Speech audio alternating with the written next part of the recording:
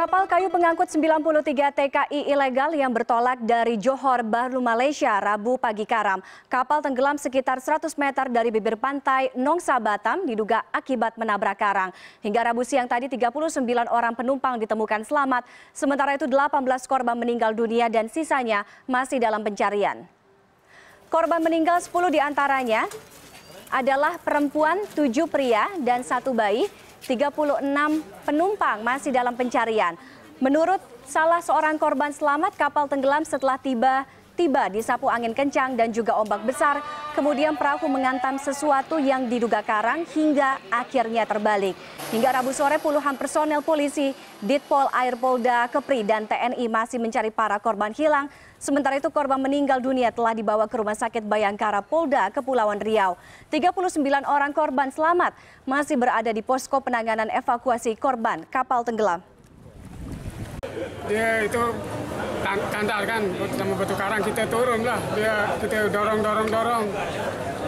Lepas itu kita naik terus engine start, terus angin datang sama ombak besar, langsung kembali.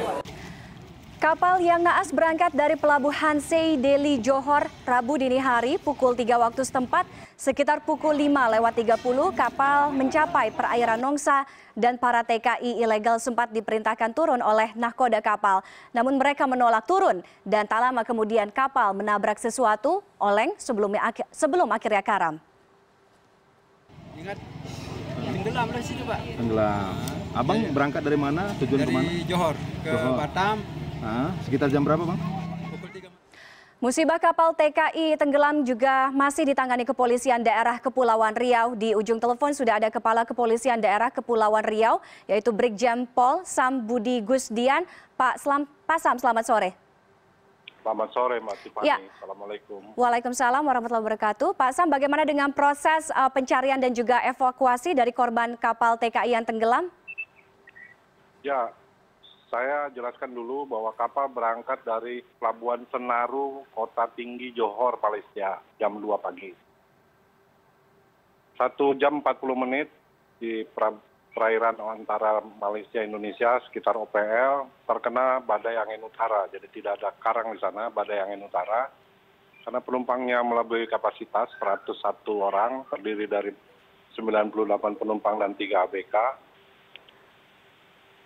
Terkena badai dan terbalik. Kemudian ditolong oleh para nelayan, melaporkan pada polisi. Pagi-pagi polisi sekitar jam 6 sudah melakukan evakuasi dibantu helikopter dari Polda dan kapal Polair. Korban selamat berhasil dievakuasi 39 orang, terdiri dari 36 laki-laki dan 3 perempuan. 3 perempuan masih dirawat Rumah Sakit Bayangkara.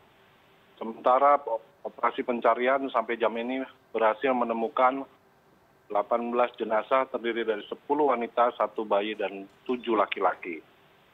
Saat ini pencarian masih terus dilakukan baik melalui helikopter Polda, Polair, TNI AL, Basarnas, dan relawan-relawan lainnya, dan dibantu pemerintah daerah Kota Batam. Ya, Pak Sam, apakah sampai dengan saat ini sudah diketahui apakah penyebab dari tenggelamnya kapal yang mengangkut TKI ilegal ini, apakah hanya karena semata-mata kelebihan muatan, apakah atau ada faktor lain begitu? Ya, yang jelas satu muatannya berlebih, kedua terkena angin utara. Jadi sekarang ini kalau wilayah Kepulauan Riau sudah memasuki bulan November, ombak besar mereka sebut namanya angin utara. Ombaknya cukup besar pada malam hari dan mereka supaya tidak diketahui oleh aparat mereka berangkat jam 2 pagi. Tapi terjadi musibah jam 3.40 itu terkena ombak. Ya, Pak Sam, sampai dengan saat ini berarti jumlah korban yang masih dalam pencarian artinya masih hilang total berjumlah berapa, Pak? Dari yang hidup 39 yang sudah ditemukan 18, dari 101 sehingga masih kita cari 44 korban lainnya yang sampai saat ini belum ditemukan. Ya, 18 artinya 18 seperti yang Pak Sam sebutkan tadi 18 dalam kondisi meninggal. Apakah sudah mengecek manifest, Pak, dari kapal ini jumlah TKI atau jumlah penumpang keseluruhan? Sesuai? Manifest tidak ada, Mbak. Ini menurut keterangan mulut dari mulut ke mulut para penumpang yang selamat bahwa mereka semua berjumlah 98 orang dan ABK-nya ada 3 orang. Sehingga kami juga masih belum ada kepastian jumlah yang sebenarnya seperti apa. Hanya kami berani menyampaikan berdasarkan keterangan dari korban yang selamat berjumlah yang saya sebutkan tadi. Oke, selanjutnya bagaimana dengan pencarian korban, Pak? Apa kendala yang dihadapi dalam upaya pencarian korban yang masih hilang? Ya, kendalanya ini kan Selat Malaka arusnya deras. Kita sudah melakukan pencarian, kita perluas sampai perairan di mana arah arus air itu. Karena wilayah kita berbatasan dengan Singapura dan Malaysia, sehingga kita juga sudah komunikasi dengan pihak Singapura, meminta bantuan apabila ditemukan korban di perairan mereka agar melaporkan ke kita dan membantu untuk mengembalikan ke kita.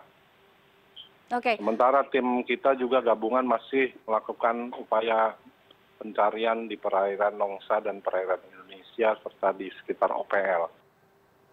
Pak Sam, proses hukum selanjutnya akan seperti apa? Siapakah akan yang bertanggung jawab, Pak, atas tenggelamnya kapal ini? Ya, untuk proses selanjutnya kami masih mencari pemilik kapal. Saat ini pemilik kapal sudah melarikan diri ke Malaysia. Kita sudah berhasil meminta keterangan dari beberapa orang dekatnya yang pada saat kapal akan berangkat. Sementara istri pemilik kapal pun melarikan diri ke wilayah Tembilahan. Jadi mereka sudah tahu bahwa itu ada musibah dan berupaya melepas tanggung jawabnya dengan melarikan diri. Oke, Pak Sam, terakhir ini sekaligus menambah daftar panjang insiden tenggelamnya kapal yang mengangkut TKI ilegal, termasuk akhirnya membuka kenyataan juga bahwa masih ada jalur-jalur di luar sana yang biasa menjadi pintu keluar masuk TKI ilegal menuju atau keluar Indonesia. Nah, bagaimana lemahnya pengawasan atau tanggapan dari Bapak sendiri, Pak, terhadap pengawasan terhadap jalur-jalur tersebut? Ini selalu mengatakan jalur-jalur lemah pengawasan. Mereka berangkat menggunakan paspor hijau, Mbak, sebagai kunjungan wisata. Mereka datang dengan pesawat ke Batam. Mereka pergi dengan kapal penumpang lewat Batam Center dengan visa dan paspor laksana kunjungan turis. Tetapi memang tujuan mereka mencari kerja di sana. Akhirnya overstay. Overstay akan pulang mereka juga karena overstay. Mereka memilih jalur tradisional ini untuk pulang. Jadi seperti itu, Mbak. Jadi peristiwanya seperti itu dari hasil keterangan korban-korban yang hidup ini. Baik, terima kasih Pak Sam Budi Gusdian, yaitu Kepala Kepolisian Daerah Kepulauan Riau.